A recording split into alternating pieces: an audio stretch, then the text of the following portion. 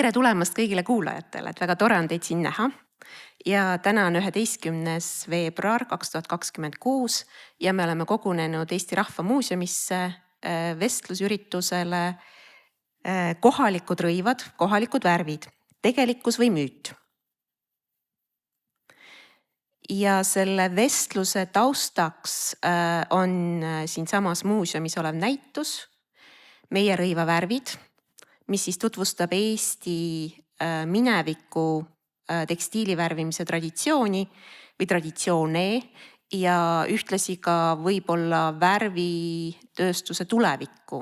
Kuidas need mõlemad seotud on, nii-öelda ühe telje mõlemad otsad, et seda saab näitusel, ma loodan, kõik leiavad selle seose sealt üles.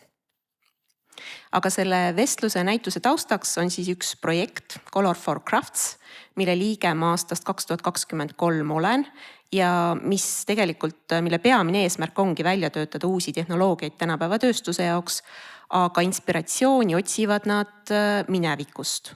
Ja ühe aspektina uurib see projekt ka Läänemere idaosa nii-öelda traditsioonilisi tekstiilivärvimise oskusi ja kasutatud taimi. Tänu sellele siis sündis see näitus ja tänu sellele me oleme siin. Ja täna me siis arutame selle üle, mida see projekt on meile juurde andnud teadmiste kohta, sellest nii-öelda meie siin Eesti alal kasutatud tekstiilivärvimise traditsioonidest, mida siiani ei ole väga palju uuritud ja mis on sellise süvendatud tähelepanu all võib-olla isegi, ma ei tea, kas just esimest korda, aga palju selliseid uurijaid pole varem olnud. Ja täna ma räägin siin oma projektikaaslastega Liis Luhamaa ja Hannes Vinnal. Ja ma lasen neil varsti ennast ise tutvustada. Ma ütlen veel enda kohta nii palju, et mina olen arheoloog. Ehk siis, et kõige rohkem tean ma sellest värvimise kõige varasemast otsast. Ja ühtlasi ma olen ka rohkem kursis võib-olla selliste keemiliste analüüsidega, et kuidas uurida värve esemetest siis tänapäevaste keemiliste meetoditega, kuidas saada teada neid värvaineid. Ja kuna ma olen tekstiiliarheoloog veel täpsemalt, siis see on loogiliselt viinud mind ka siis selle värvimise osani tekstiilitehnoloogias. Liis. Tõst! Mina olen Liis Luhamaa ja kui mina peaksin ka ennast ühe sõnaga tutvustama, siis ma ütleksin, et mina olen pärandtehnoloog. Aga minu taust on üpris interdistsiplinaarne ehk siis maakeeli kirju. Et esimeselt hariduselt olen ma bioloog ja keskkonnatehnoloog, mis on andnud mulle värvimise jaoks teadmised eluslooduse maailmast, natukene ka keemiast, nii palju kui seda mäletab. Ja olen ka rahvarõivaste valmistaja, ketraja, värvija ehk siis väga palju seotud praktilise käsitööga. Ja värvinud olen ma taimedega kaua, juba ligi 20 aastat, kuid siis peaaegu viimased 10 aastat on minu tegevus värvide uurimisel ja värvimisel suunatud rahvarõivastele ehk siis Eesti talurahva pidulikule rõivastusele 18. ja 19. natukene ka 20. sajandil. Ning pärandtehnoloogi hariduse sain ma Viljandi Kultuuriakadeemiast. Hetkel töötan nooremteadurina siin Eesti Rahva Muuseumis ja olen etnoloogia doktorant. Ning nagu Riina juba ütles, siis 2 väga põnevat aastat töötasin ma projektis Color for Crafts tekstiilispetsialistina. Tervist ka minu poolt siis, et kuidas ma ennast kõigepealt ma võib-olla hoiatuseks ütleksin, et mina ei ole nii paadunud tekstiilinime kui ülejäänud 2, aga üha rohkem viimastel aastatel võib-olla erinevate toredate projektidega sellesse võrku tõmmatud ja väga hea meelega. Et mu töökoht praegu on Eesti Kunstiakadeemia muinsuskaitse konserveerimise osakond, kus üks rida on minu ajaloolasena, üks rida on siis mul see nii-öelda arhiivinduslik õppetöö ja uurimistöö, aga teine suund on olnud just ajaloolised kunstimaterjalid ja nende ajalugu, et siis põhiliselt tegelenud ka pigmentide ajalooga Eestis, pigmentide kaubandusega, aga see on siis otsapidi olnud ka seotud nende tekstiilvärvainetega, kuna paljud värvained tegelikult, millest meil täna oli ka juttu ja tuleb võib-olla veel juttu, on olnud paralleelselt kasutuses ka maalikunstis, näiteks indigo. Aga minu ajalooharidus siis on Tartu Ülikoolist ja põhiliselt ma olen tegelenud kaubandusajalooga, kaubandusajalooliste allikatega. Lemmikallikad on olnud erinevad arveraamatud, mõisarveraamatud, kaupmeeste arveraamatud, tolliraamatud. Ja seal peegeldub siis selline esemeline kultuur, tarbimiskultuur, ka majandusajalugu. Otseselt ma nagu oma Tartu õpingute raames värve ei käsitlenud, aga see jäi mul nagu huvitava teemana alati kuklaha taha püsima, kõik need huvitavad nimetused nagu Brasiilia puu või Jamaica indigo või pigmentidest rääkides näiteks Veneetsia valge, piivalge, et kõik need nimetused tundusid väga huvitavad just võib-olla tänu oma eksootilisusele ja seetõttu ma nagu väga hea meelega nüüd hilises vanemas eas sellest teemast kinni haaranud. Ja võib-olla alustuseks oleks see kõik. Ja suur aitäh! Et see on ka päris uudne, et keegi uurib just nimelt neid kaubandusallikaid. Nii et väga põnev tegelikult. See ei kõla võib-olla nii põnevalt, aga tegelikult on see väga tore ja tervitatav. Võib-olla siis sissejuhatuseks arutleks selle üle, et kuna me selles vestluses keskendume eelkõige siis rahvarõivastele ehk siis tõesti sellele 18. 19. sajandile, siis võib-olla arutleks selle üle, et mis need rahvarõivad üldse on. Enamasti me mõistame selle all siis nagu Liis juba ütles 18. 19. sajandi rõivaid ja kogudesse on siis eelkõige jõudnud pidurõivad, mis on ju kõik värvilised. Ja ma arvan, et ma võin julgelt öelda küll, et paljud eestlased tunnevad uhkust rahvarõivaste üle ja see tekitab positiivse tunde. Nii nende vaatamine kui veel rohkemgi nende kandmine. Ja kui me mõtleme laulupidude peale, tantsupidude peale, isegi presidendi vastuvõtul on see ju etiketi osa, et piduliku rõivastusena sobivad ka rahvariided, siis ma julgen öelda küll, et sellel on sihuke eestlase identiteedi sümbol. Et see on nagu, et need rõivad on muutunud sellisteks, neil on tekkinud sümbolväärtus, et kui kunagi kanti neid sellepärast, et nii oli tavaks ja see oli kombeks ja muid rõivaid ei teatudki, siis tänapäeval on neil just selline identiteeti väljendav tähendus väga paljude eestlaste jaoks. Kas või rõivadisainerid, moeloojad kasutavad rahvarõivaste motiive, tikandeid, triipe ja me kõik tunneme need ära. Need on meie jaoks nagu lugu. Aga ma arvan, et vähem võib-olla tuntakse just nimelt seda või tunnetatakse seda, et väga suure osa nendest rahvarõivastest moodustavad värvid. Ja nendel värvidel on ju tegelikult tohutu tähtsus selle jaoks, kuidas me neid näeme. Et ühe triibuseeliku muster ju näitab ka selle inimese kohta enamasti päris mitut asja, et kust ta pärit on või mis sotsiaalses seisus või milline etapp tema elus parasjagu on.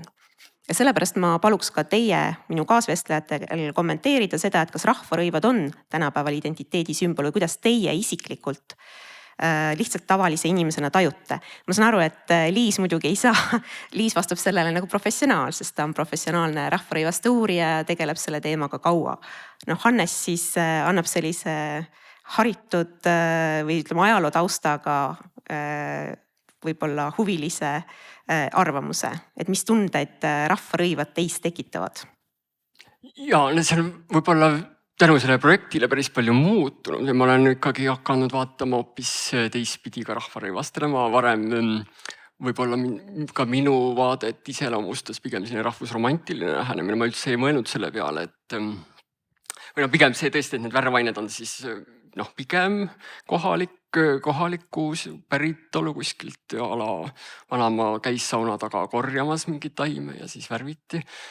aga kui lähemalt vaadata, siis ju nendes värvides peegeldub, tegelikult saab kokku selline lokaalne ajalugu globaalse ajalugu, mis on hästi huvitav ja annab palju võib-olla isegi neid tähenduskihte juurde sellele rahvarõivale. Et rikastab seda lugu. Aga kas sul endal on rahvarõivaid? Kas sa ise oled kandnud rahvarõivaid? Ma olen kandnud valget linassärki nagu, aga võt värve värve peaks rohkem kandma.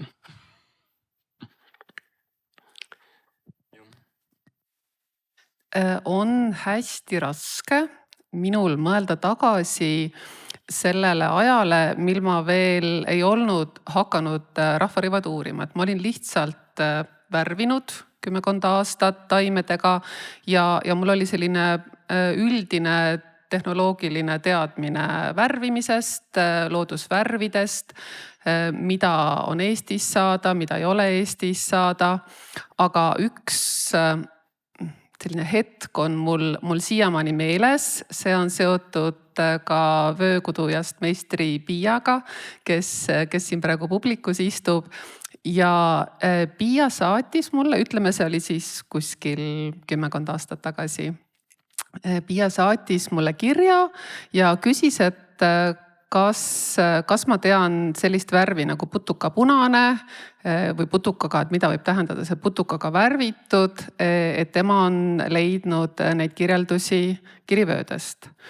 Ja siis ma loomulikult oskasin ilusti öelda, et see on tõenäoliselt košanilli punane. Ja tol hetkel ma arvasin veel, et meil seda väga palju kasutatud ei olnud.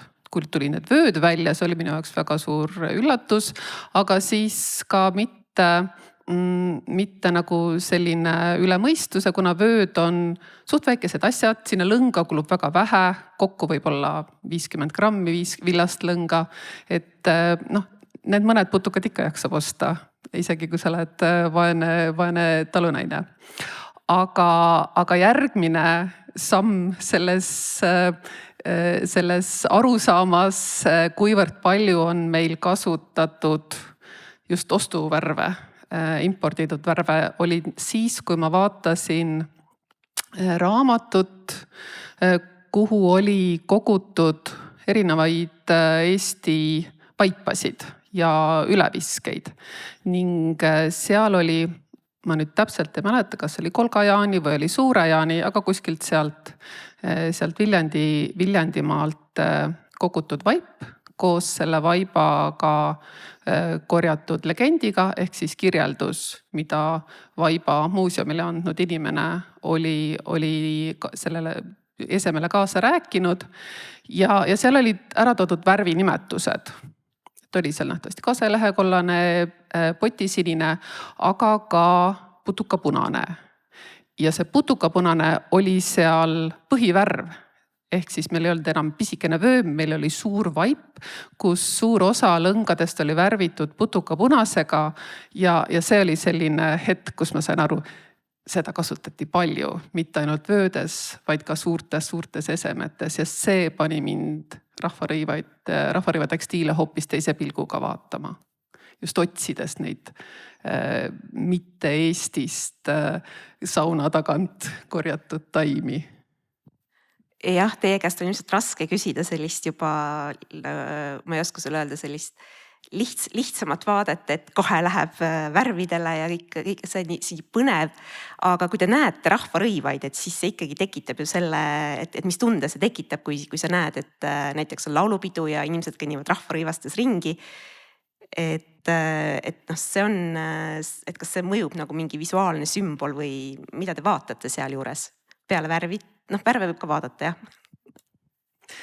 Kuna ma olen ise käinud läbi 2 rahvarõivakooli ehk siis 2 aastast rahvarõivakursust ja praegu õpetan rahvarõivakoolides värve ehk siis pean värvide teemalisi loenguid, keda huvitab, siis õpetan ka värvima, siis loomulikult ma vaatan värve.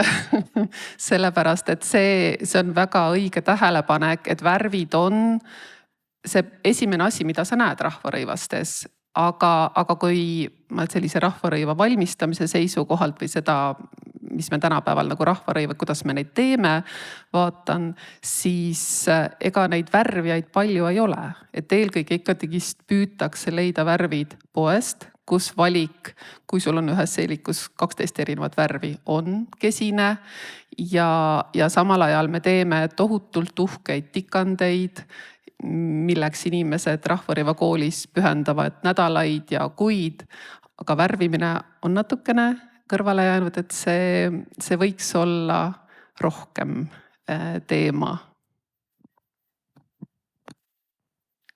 Ja ei, see rahvariide värvirikkus on ikkagi muljetavaldav, et just suvel sai tõesti käidud laulupeol ja peale seda ma mõtlesin ka tõesti, et peaks soetama ausalt öelda rahvariided ja siis vaatasin, kui palju rahvariided maksavad.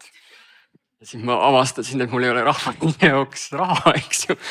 Aga jah, et ajalooliselt seda hinda määras siis tunduvalt rohkem need kasutatud värvained, et Cochenil kindlasti oli määra, eks ju, kaunite punaste puhul ja tänapäeval see enam nii ei ole, eks ju.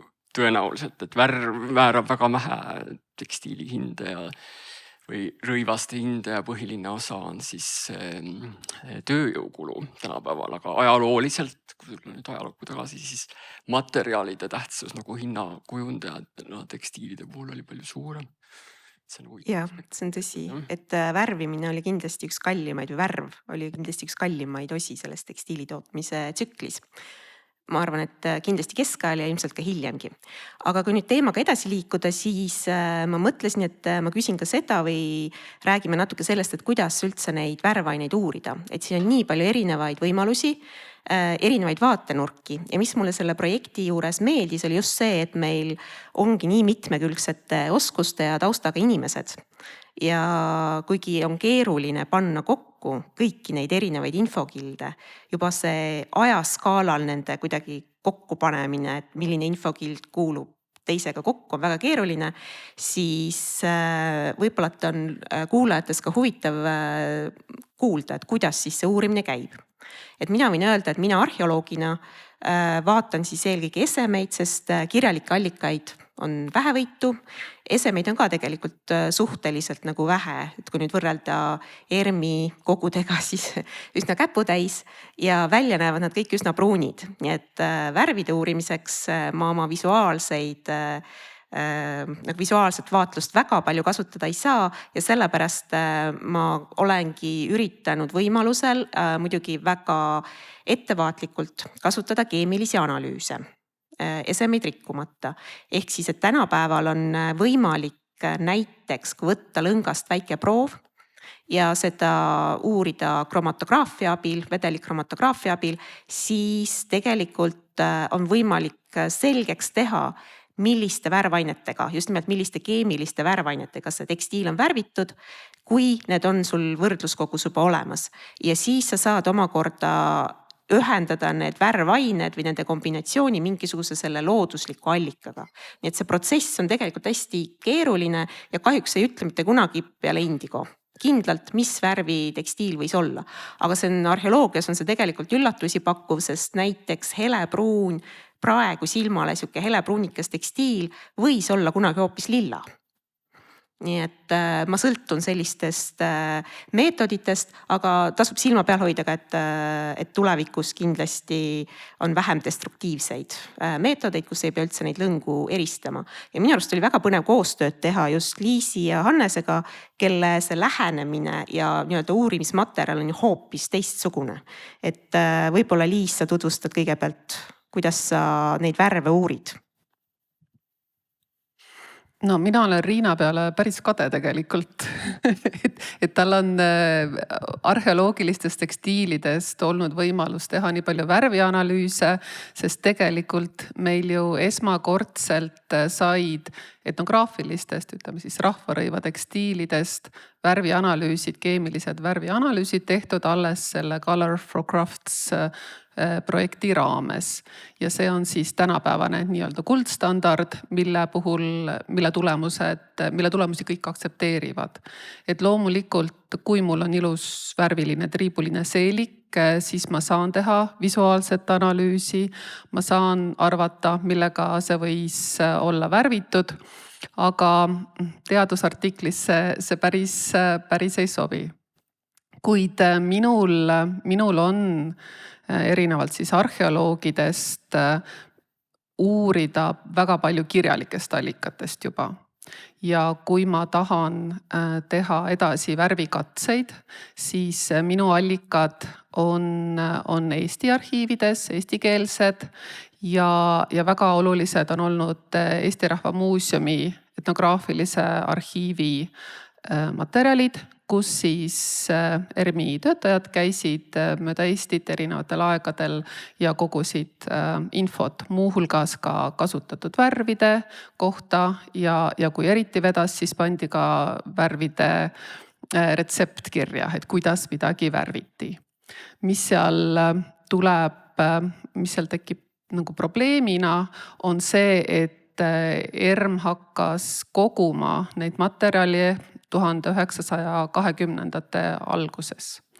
Ja kui me arvestame, et sünteetilised värvid tulid 1860ndate alguses, nad said, nagu Riina juba ekskursioonil rääkis, et suhteliselt ruttu populaarseks, siis kui 1920 küsitles etnoloog inimest, kes oli siis 70-aastane, siis sealt tagasi mõeldes ta oli sündinud 1850 ja 1860-70, kus ta võis juba midagi mäletada, siis hakkasid loodusvärvid juba kaduma.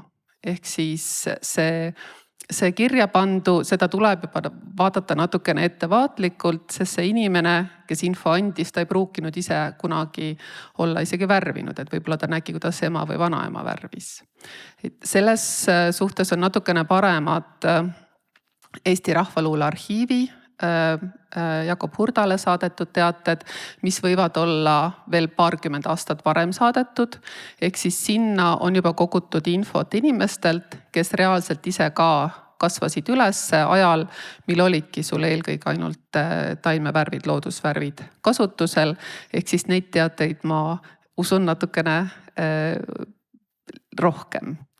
Ja kirjalikest allikatest minu jaoks üks põnevamaid on Eesti Keele Instituudi murdetekstid, sellepärast et murdeuurijad, ehkki nad ei uurinud konkreetselt taimevärve või käsitöötehnikaid, siis nemad panid oma info kirja sõna-sõnalt nagu täiesti täpselt niimoodi, nagu see inimene talle rääkis, et tänu sellele, et seal ei ole ühtegi vahendajat vahel. Et me saame täpselt selle inimese jutu kätte, kes uurijale rääkis. Samal ajal kui etnograafilises arhiivis on juba see etnoloog, kes on pannud selle kirja ja me ei tea, kui täpselt ta kõike seda mäletas, mis ta kirja pani. Loodetavasti küll muidugi väga hästi. Ja kui mul on retsept, ükskõik kui pisikene või kui väike või kui lünklik, siis sealt edasi ma saan juba hakata planeerima erinevaid värvikatseid. Ja see on olnud suur töö just Color for Crafts projektis, et katsetada neid retsepte, proovida neile lisada infot või katsetada erinevaid variante, mis seal lünkades võis olla, kui teave on lünklik. Nii et praktilised värvimise tööd on ka vajalikud, et värve uurida. Jah, et mina sain siis ja uurimisülesande kõigepealt teie käest, et meil kõigepealt ju huvitas põhiliselt see putukapunane. Hiljem on see natuke laienenud, et ma võib-olla selle näitel saangi rääkida, kuidas seda putukapunast on siis võimalik Eesti ajalooallikates nagu jälitada. Et üldiselt on meil päris hea pilt sellest läbi kaubanduslike allikate siis, et millal, kui palju, mida sisse toodi, millal see sissevedu algas. Et on häid allikaid näiteks, kui minna Eestis kaugemale, siis Taani riigiarhiivis on Taani väinade tollirregistrid. Et kuni 19. sajandini kehtis siis kord, et kõik laevad peatusid Taani väljades ja Taani riigil oli siis õigus võtta kõikilt laevade ja kaupadelt tolli. Ja need need kaubad pandi kirja.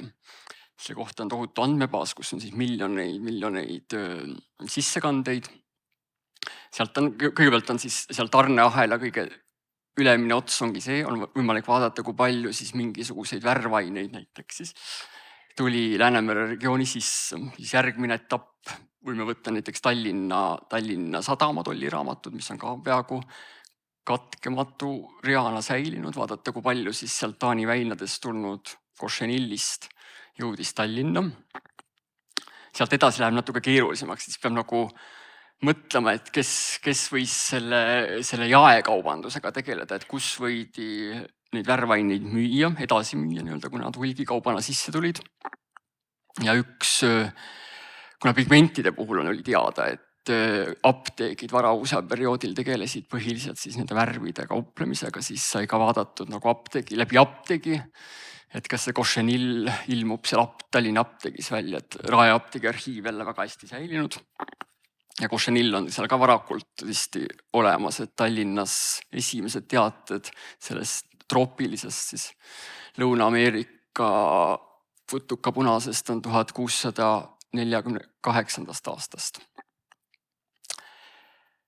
Siis on meil toredate allikatena olemas veel erinevad varaloendid. On nendest samade apteekide varaloendid ja apteekrite varaloendid. Need on siis niisugused dokumendid, mis mandi tavaliselt kirja, kui suri mõni apteeker või kaupmees või käsitööline, siis loeti ta varandus üles. Et apteekide varaloendid on päris mitmeid, seal on ka Cochenilli mainitud, aga meil on 18. sajandis päris mitu ka värvalite varaloendid, et värvalid on siis need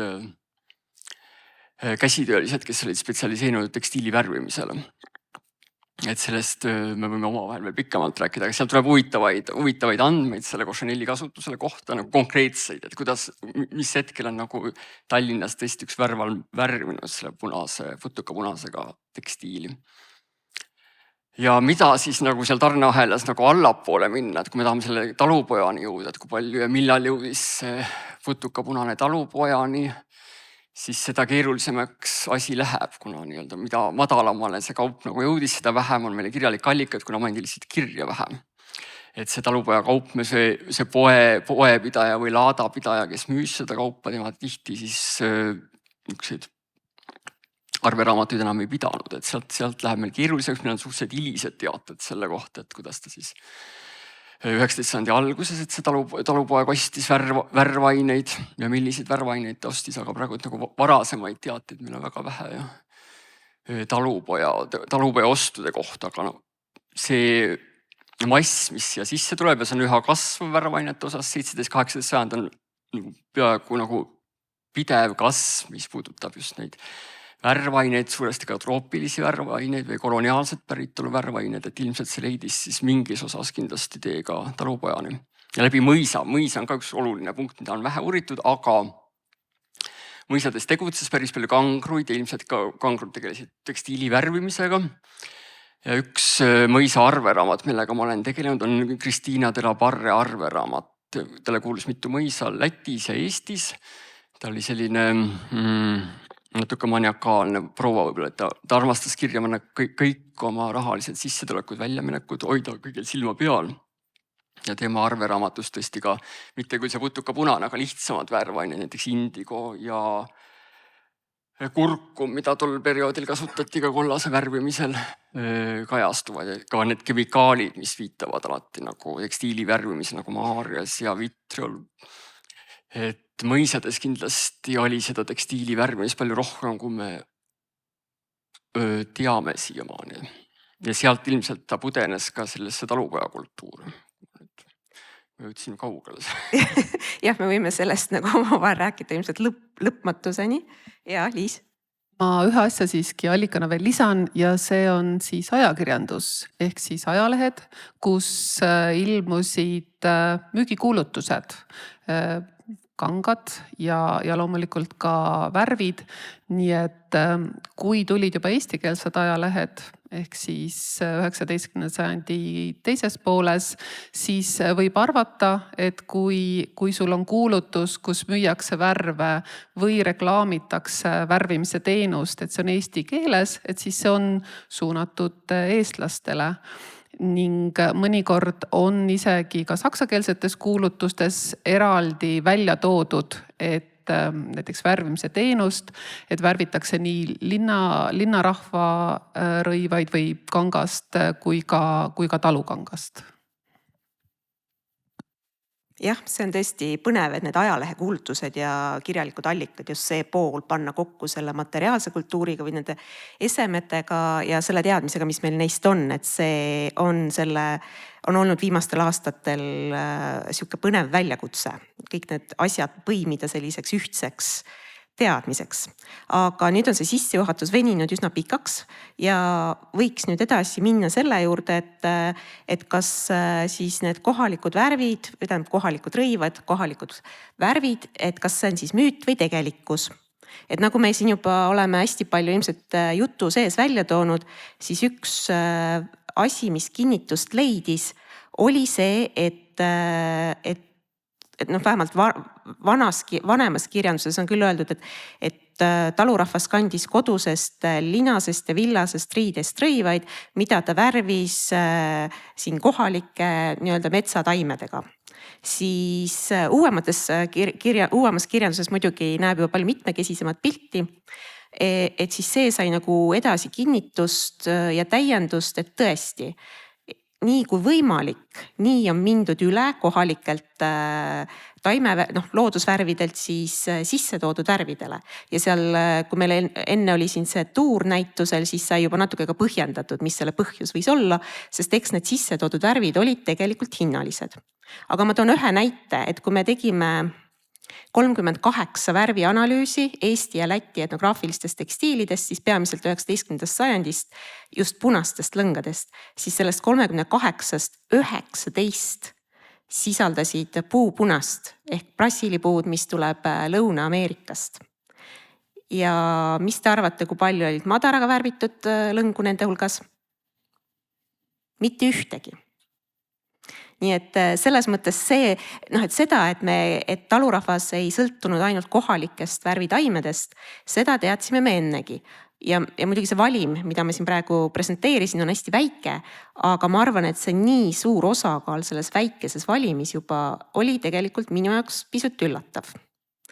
Et see oleks siis see nii-öelda madara müüt, et ma ei tea, kas te tahate veel kommenteerida, et näiteks Hannes on just see, et tundub just, et see puupunane on olnud selline märksõna vähemalt 19. sajandil, sest kirjalikud allikad ka annavad või tunnistavad seda, et seda toodi siin suures mahus sisse. Jah, et võib-olla üldistatuna minu jaoks oli väga suur üllatus on olnud, et kui suur osa tegelikult sellest värvainest, Euroopas kasutatud, varausel kasutatud värvainetest olid juba hästi varakult nagu troopilist või koloniaalset päritolu. Et Tallinna kohta või siis sai isegi teha statistika aastast, näiteks ma võtsin ühe aastaosas siis kogu sisseveo Tallinnas, et seal umbes 85% nagu mahu sellest värvainete mahust on see, mis on juba troopilist päritolu või väljapoolt Euroopat sisse tulnud kraam, hästi suur osa on sellel punasel värvipuul. Ta oli ilmselt suhteliselt soodne juba varakult.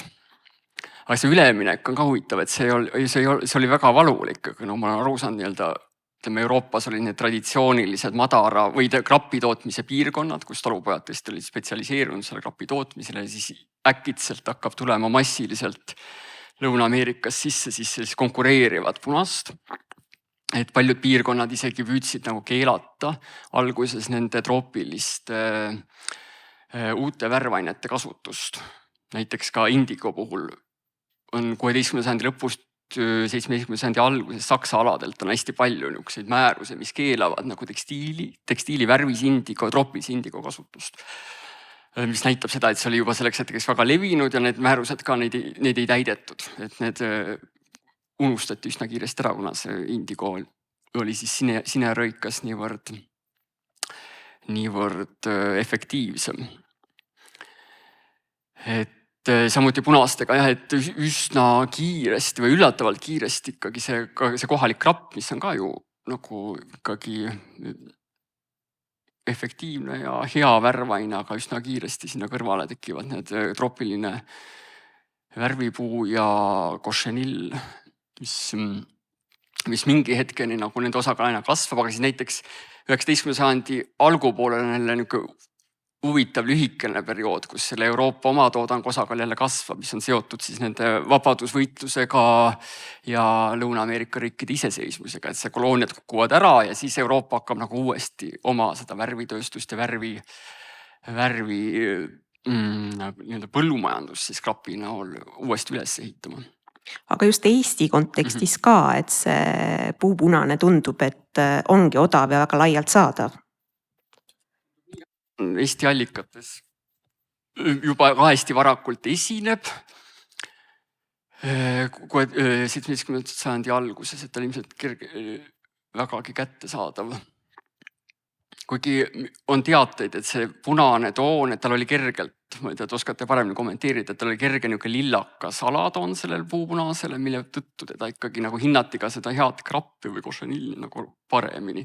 Ja maalikunstis on teada ka, et näiteks müüdi maalikunsti niisugune pigment oli nagu Firenze lakk, mis pidi olema siis cochineal'i põhine selline väga peen punane, karmiinpunane värvitoon. Aga mis siis tihtilugu oli võltsitud selle puupunasega. On hästi palju õpetusi, kuidas siis kindlaks teha, kuidas selles pigmentis siis kindlaks teha, kas on ikkagi selle putukapunasega tehtud pigment või on seal mingi osakaal või täielikult selle puupunast, et seda puupunast ka väga ei hinnatud, ma saan aru, kuna ta oli ka väga valgustundlik ja värvalitel sumpftides. Eestis ei olnud värvalitel sumpfti tol hetkel, aga näiteks Lübeckis oli juba keskajal värvalite sumpf, tekstiilivärvalite sumpf ja seal mingil perioodil ka, et keelati või piirati seda puupunasega värvimist, kuna seda ei peetud nii kvaliteetseks kui krapi või siis ammugi cochineal'iga. Küsimus oli siis, et kas madarapunane on müüt? Jah, kuidas sina kommenteerid, et sa oled vaadanud nii palju neid ERMi kogude tekstiile ja lugenud arhiiviallikaid? Ma võib-olla paneks kõigepealt paika selle suurusjärgu, mida me tegelikult tõesti analüüsisime ja mida me ei analüüsinud. Ehk siis, kui me Eesti vöödest, meil oli kümmekond Eesti kirivööd, mille punaseid lõngu me keemiliselt analüüsisime, siis ainuüksi Eesti Rahva Muuseumi kogus on kirivöösid mitu tuhat. Ja loomulikult on neid ka väga palju teistes muuseumites ning lisaks veel võib-olla, ma ei tea, 100 000 korda rohkem oli neid siis, kui neid tegelikult kanti, siis kui rahvarõivad veel kanti. Ehk siis meil on murdosa sellest, mis oli kasutusel, jõudnud muuseumisse ja murdosa sellest, mis on muuseumis, me analüüsisime. Ja teiseks toon ma võib-olla välja selle, et need vööd, mida meie analüüsisime, on Lõuna-Eestist, päris Kagu-Eestist ja madarapunane võis olla palju rohkem kasutusel lääne pool, kuigi teateid on igalt poolt. Ja seda kindlasti. Aga Lääne-Eestis, mitte et seal madarat rohkem kasvaks või värvmadarat. Värvmadar kasvab üle Eesti igal pool, aga seda neid, kuna värvitakse juurtega, siis neid on palju lihtsam korjata liivasest pinnast. Ja Lääne-Eestis ka neid käidi korjamas laidudel, mererannas, kust sa said selle suurema koguse paremini kätte ja sellest tingitult, ma arvan, ka seal värviti palju rohkem madaraga ja palju kauem madaraga, sest Kihnust on meil veel 40ndatel teateid, et tüdrukud käisid purjepaadiga, läksid varblalaidudele madarule.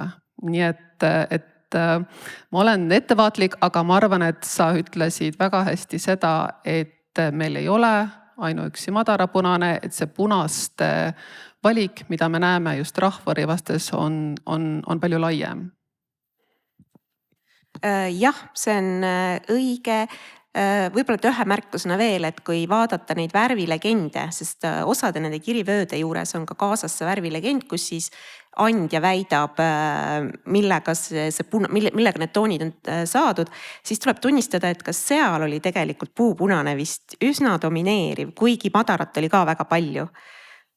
Aga jah, et see madar ei ole kindlasti selles mõttes müüt, et madar oli oluline värvitaim ja seda kasutati, aga just nimelt, et madara kõrval on tegelikult isegi arhiiviallikates hästi palju teisi punaseid, nii kohalikke kui ka sisse toodud. Et ainult madarale nagu ei saa omistada kõiki ilusaid punaseid, mida me näeme. Pluss veel see probleem nende tundmatute kohalike punastega, mille tuvastamiseni me pole veel jõudnud. Võib-olla vahemärkusena veel, et kui müütide murdmisest rääkida, siis minu üllatuseks, minu üks selline usk nendesse legendidesse sai ka kõvasti kannatada, et kui nende esemetega see andja on andnud sellise hästi kindlasõnalise legendi kaasa ja ERM-is on see kõik üles tähendatud ja sa loed seda, see tundub nii usutav. Ja siis, kui me tegime neid keemilisi analüüse ja legend ütleb üht ja analüüs ütleb hoopis teist, siis ma sain järsku aru, et ilmselt need inimesed on tõesti rääkinud seda, mida nad on üldiselt teadnud, mitte selle eseme kohta ja et sellesse materjali tuleb hästi kriitiliselt suhtuda, et mida Liis tõi ka välja selle etnograafilise materjali juures, nii et ma arvan, et see madara müüt võib jääda igaühe enda otsustada. Et kas see on müüt või tugines punase värvimine kõik madaral. Sest teine värv, mida me siin hästi palju maininud oleme, on see košenil ehk putukapunane, mida nagu Liis ütles, leidub ka tegelikult vähem.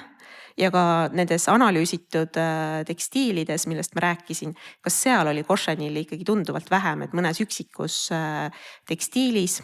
Jah, ilmselt oli selle põhjus ka see, et see oli keerulisem, see eeldas keerulisemat tehnoloogiat. Ja kuigi talurahva hulgas see ilmselt mingil määral levis, siis košenil oli ka kallis. Et jällegi, et siin tulevad appi meile kaubadokumendid ja arhiiviallikates ka košenili kohtab ikkagi päris harvem, kuigi on teada, et seda kasutati. Aga lihtsalt, et see on viinud täiesti jälle uue sellise mõtteni, et meil oli ka näitusel väljas ja võib-olla te teate, et need kaaruspaeltega mustad pikkuued või tumedad pikkuued, mis on ka kuidagi siuksed, Liis oskab kindlasti nendest paremini rääkida, et mis on ka kuidagi siukese sümbolväärtusega ja sellest on arvatud, et need kaaruspaelad on meil siin kohapeal tehtud ja jällegi, ma ei tea, millega siis värvitud punaseks, siis projekti raames me oleme jõudnud hüpoteesideni, mis lükkavad selle natukene ümber. Nii on, et kui selline must pulgikuub punaste kaaruspaeltega, see tõesti, ma arvan, on üks meie rahvusluse sümboleid ja siis vaikselt jõuab kohale kas siis ajalehe kuulutustest või siis esetuurides, et need ilusad punased kaaruspaelad seal on tõenäoliselt värvitud košenili täidega, et siis hakkad seda mulgikuube hoopis uue pilguga vaatama. Ja kus minul see esimene arusaam sellest, et tegemist on košeniliga värvitud nööridega oligi üks ajalehe kuulutus, jällegi ajalehed olulised allikad, kus kaupmees reklaamis košenilli müüki, aga ta nimetas seda siis košenilli, et ma müün košenilli, et millega saab värvida kangaid või lõngu, košenilli ehk nööri punaseks ja tegelikult ka Wiedemanni sõnaraamatust tuleb välja, et nööri punane on košenili punane. Ja loomulikult, kui ma siis hakkasin nööridega kuubesid ja neid nööre uue pilguga vaatama, esemeuurija pilguga, siis mis ma märkasin, on see, et teatud kuubedel on need nöörid mõnedes kohtades veidi lillakamad ja see on väga tüüpiline košenilile, mis on pH-tundlik.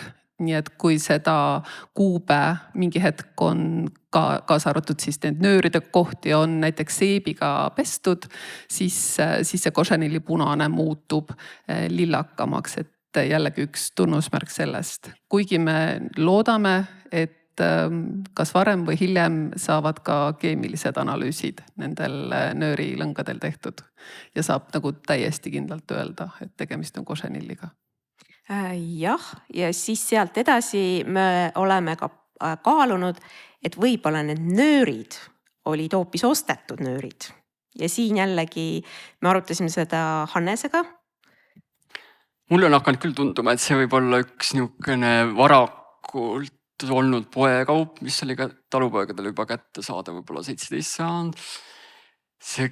Kaubandusliku allikates on niisugune kaubaartikkel väga levinud nagu punane siis rull või rollšnuur, rundšnuur, niisugune siis ümarpael. Ma vahele lihtsalt ütlen, et kes ei tea, siis need paelad, mida siis on arvatud, et on kaaruspaelad, ongi sellised ümmargused või sellised mahulised. Ja selline paela tootmine oli nööri ja paela meistrid Zunftid. Ka Tallinnas oli, et see oli nagu oluline linnakäsitöö valdkond, just eraldi Zunfti käsitöö valdkond ja varakult Saksamaal, Hollandis näiteks juba kasutati vee või tuuleenergiat, et toota nööre. Tulid varakult juba nöörimanufaktuurid tõesti olemas ja seal ilmselt siis ka need košenilliga värviti ja mina arvan küll, et neid toodi siis valmiskujul siia sisse varakult, aga mis ei välista üldse, et mingil määral siis keegi kuskil ikka hakkab koha peal ka tegema, eks ju, et saada. Ja väga õige, aga see võis ikka väga uhke olla, et mida rohkem sa seda nööri oma kuuele said lubada, kõik teadsid, mis see maksab, materjali teadlikkus oli toona hoopis teine kui tänapäeval, siis see võis olla päris uhke. See on meil tegelikult ka kuue legendides siin-seal kirjas, et nöörid osteti, nöörid toodi linnast. Nii et kui hakata vaatama mööda siis nendest müütidest, hakata vaatama reaalselt esemeid, seda, millist infot on esemetega kaasa pandud, siis me leiame selle kõik üles, mis meile siis peened keemilised ja muud analüüsid näitavad. Aga sa oledki kuidagi nii harjunud nende arusaamadega, mida on aastakümneid õigeks peetud, et sa ei hakkagi üldse vaatama. Ja nende kaaruspaeltega seoses kui me neid uurima hakkasime, siis minu kolleeg siin Eesti Rahva Muuseumis, Tiina Kull, soovitas mulle vaadata, ütleme tulemust mitte teades, et kui palju on Eesti Rahva Muuseumi kogus kaarusharke, millega me praegu rahvarivakoolides neid kaaruspaelu teeme. Ja neid kaarusharke, nöör on väga palju, kuubesid nööridega on väga palju, kaarusharke on 10. Nii et see ka, ta ei tõesta midagi, aga ta viitab sellele, et nendega ei pruukinud teha neid kuue nööri ja mõnedel ongi ka nendel kaarusharkidel on juures kirjas, et nendega tehti hoopis seeliku allääre aisid. Võib-olla oleks siis õige autentsem osta seda nööri Hollandist ikkagi. Kes ise endale rahvariivad teevad, need muidugi teevad ise nöörid, aga kui on juba tellimused, siis seda nööriga ostetakse. Nii et väga autentne viis. Nojah, aga tõesti autentsuse huvides, et kui on ostukaup, siis on ostukaup. Muidugi siis peaks olema ka valge nöör kootud, värvitud nöörina ja košenilliga. Tõsi, ma ei tea, kas selliseid toodetakse. Käsitööna kusagil, võib-olla küll. Võib-olla viimase mõnes mõttes neid müüte on ju, või seda, et need väikesi müüte või selliseid mingeid väga levinud tõdesid on natuke muutunud selle uurimise käigus nagu rohkemgi, aga võib-olla, et viimase asjana ma läheks nendest punastest punaste teemast natuke välja, punastest võib muidugi lõputult rääkida, sest see on niivõrd oluline tähenduslik värv olnud ja võib-olla siis tooks veel kord välja, sest kõik ei olnud tuuril, selle siniste teema ka. Et mind on natuke üllatanud alati, et sellest poti sinisest või indigo sinisest ja seda isegi üsna viimase ajani, et viidatakse, et see sai alles levis talurahva hulgas 19. sajandi alguses või 18. sajandi lõpus, 19. sajandi alguses. Et umbes siis Põhja-Eestis hakati kandma indigo siniseid ülerõivaid või pealisrõivaid ja see komme siis levis üle Eesti. Et mind arheoloogina pani see algusest või on algusest peale pannud üllatuma, sellepärast et sinerõika kaubandusele tagasi vaadates on ju olnud meil siin üle 1000 aasta sisse toodud indigo värv ja see, et muutub see värvi, et see toode muutub, et selle sinerõika klompide asemel tuleb see pigment, sinikivi, mis on siis see troopilise indigo pigment, see tegelikult ju ei ole nagu nii suur avastus, vaid see on lihtsalt nii-öelda muutust, meetod jäi ju samaks. Kuigi ma enne ka ütlesin, et see üleminek iseenesest oleks huvitav uurida, et kuidas siinsed tarbijad seda üleminekut ühelt tootelt teisele, mis tegelikult andis nii-öelda sama tulemust, et kuidas see võis välja näha, seda oleks muidugi põnev uurida. Aga selle kohta allikaid ilmselt ei leia, sest keemiliselt ei ole võimalik kindlaks teha, kas tekstiil on värvitud indigo sinisega, mis pärineb sinerõikast või sinisega, mis pärineb troopilisest indigost. Ja ma kohe lasin ka läbi peast kõik arheoloogilised leiud, mida ma sellest perioodist tean ja mingit vahet küll nende siniste tekstiilidega ei jää. Nii et see üleminek pidi olema pigem selline sujuv. Nii et see indigo sinise ajalugu Eestis ulatub tegelikult, ma ei tea, üle 1000 aasta tagasi. Et kas teie tahate seda kuidagi kommenteerida, seda üleminekut või seda, et millal see indigo sinine siis levima hakkas? Jah, et see troopiline indigo on kindlasti juba 17. sajandil, 18. sajandil on kõige suurema mahuga ja kõige suurema väärtusega sisseveetav värvaine.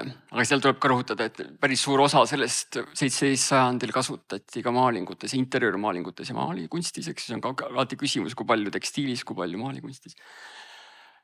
Ja võib-olla üks aspekt ka, et mulle tundub, et need paralleelkasutus oli ka ikkagi mingil määral pikalt, et mul just hiljaaegu juhtus kätte ühe Tallinna värvari varaloend aastast 1744 ja tal on seal nagu surnud siis värvarmeister, et mis temast maha jäi, on mõlemad, siis on indigot ja on seda sinerõigast päris suurtes kogustes mõlemat, et see sinerõigas ka nagu marginaalsena veel 19. sajandi alguses, ikkagi kuskil seal kaubanduslikes allikates figureerib. Aga see mass, mis tuleb nii-öelda seda troopilist indigot sisse, see on täiesti üllatav. Arvestades ka, et indigol puhul siis tema see efektiivsus või see värvi andmisvõime on hästi suur, et see pidi olema ulatuslik, et ka viitab sellele võib-olla kohalikule tekstiili värvimise seisule ikkagi, mis pidi olema. Just nagu indigoga värvimine pidi olema väga levinud juba 17. sajandi teisel poolel kindlasti. Kui me tuleme 18. sajandist, sest 19. sajandist on meil esemeid päris palju, peamiselt meil ongi 19. sajandi rahvarõiva esemed muuseumites, siis meil lihtsalt on esemeid ei ole, peaaegu üldse ei ole ja infot on väga vähe ja info, mis on siis kohalike baltisakslaste või siit läbi rännanud sakslaste kirjeldused maarahvast, et nad on üldistanud, keegi ei arvanud ju, et meie nüüd siin 21. sajandil tahaksime täpselt teada, millal tulid sinised kuued või kui palju neid oli. Ja pigem mulle tundub, et nad on rõhutanud siis sellist arhailisemat eestlaste rõivastust. See on midagi, mis sakslastele ja teistele eurooplastele oli eksootiline, mis mujal oli juba kadunud, et seda ju teame kõik, et eestlaste rõivastus oli 18. sajandil neile natukene vana või päris palju vanamoeline. Ja kui vaadata ütlusi, mis siis on nendelt baltisakslastelt, mis nad on ise kirja pannud, siis näiteks Petrilt on ju konkreetselt, et eestlaste, täpselt tsitaati ei mäleta, aga et väidab, et eestlaste rahvusvärvid on must ja pruun, kuna ülerõivad, mida nad kannavad, on peamiselt mustast ja pruunist lambavillast, et nendelt maalammastelt, mida siin väga palju kasvab. Ja iseenesest on indigo või sinine väga hea ka kirjalike allikate uurimise seisukohast, sest kõik värvijad teavad, kes loodusvärviga tegelevad, et loodusest saad sa tõelist sinist ainult ühest taimest. Või ütleme siis nagu ühest värvainest, indigost. Nii et kui sul on kirjeldus 18. sajandist kuuest, mida kohalik talurahvas kannab ja on öeldud, et see kuub on sinine, siis me teame isegi analüüse tegemata suht kindlalt, et see sinine on värvitud indigoga, sest lihtsalt muud varianti ei ole. Ja see kohe viitab, et see oli ostukaup, kas siis osteti värv või osteti kangas või osteti lõngad ja mingi raha pidi seal liikuma, et see ei saanud olla midagi, mida sa korjasid kuskilt metsast. Nii et minu doktoritöö raames, kus mul on allikana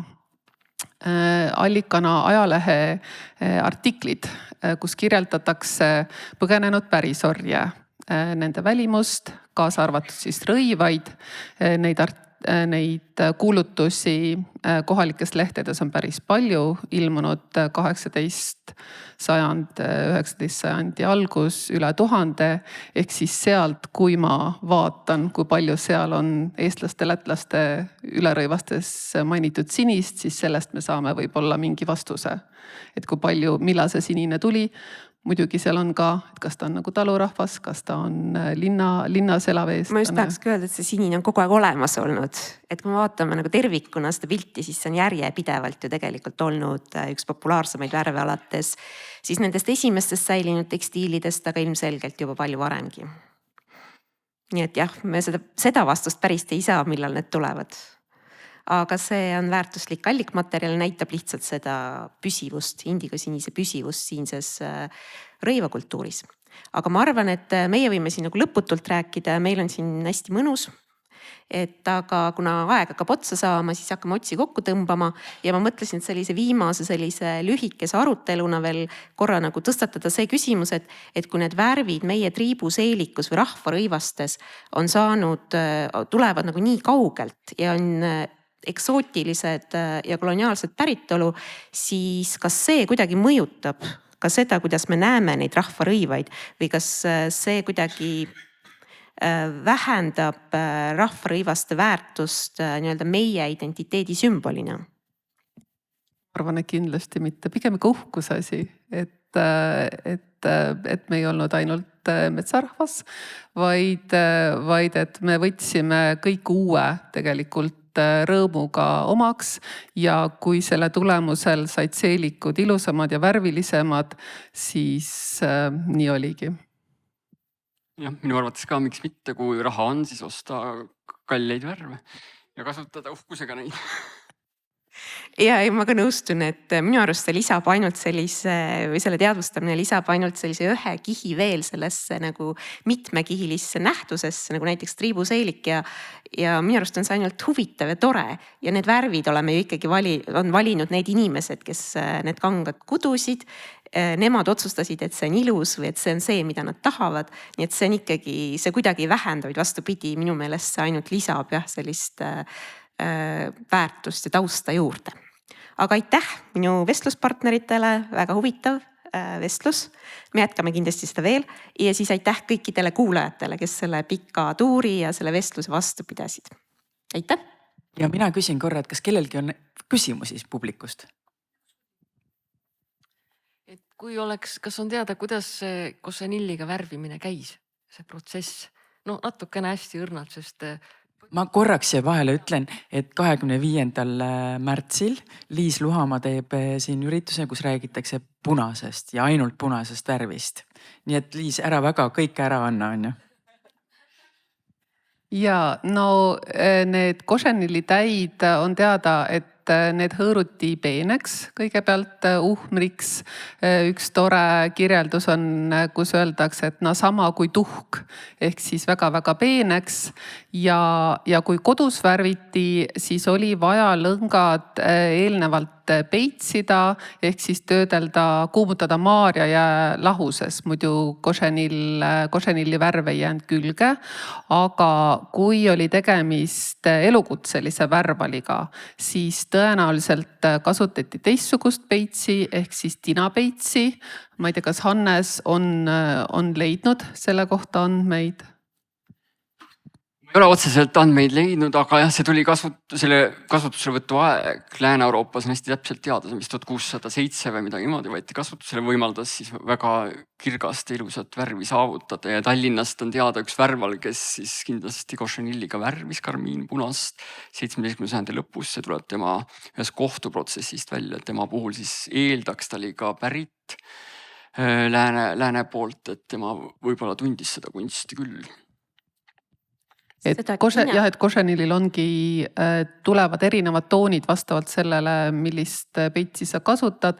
Ja kuna tinapeitsi me praegu saame pulbrina poest osta, kuid tol ajal, ütleme siis ajaloos 18-19 sajand, siis oli see nagu keerulisem peits, mis tuli segada mitmest kemikaalist kokku. Nii et kui jällegi määrata lõnga küljest metalle ja kui keemiline analüüs näitab, et on košenilliga värvitud, siis näiteks teised analüüsid näitavad, et lõnga küljes on ka tina, siis võib arvata, et tegemist oli elukutselise värvali värvitud lõngaga. Hästi. Ja mina siis Eesti Rahva Muuseumi poolt. Kas teil on 2? Teeme lühidalt siis. Mina võin lühidalt küsida, kas nemad lühidalt vastavad?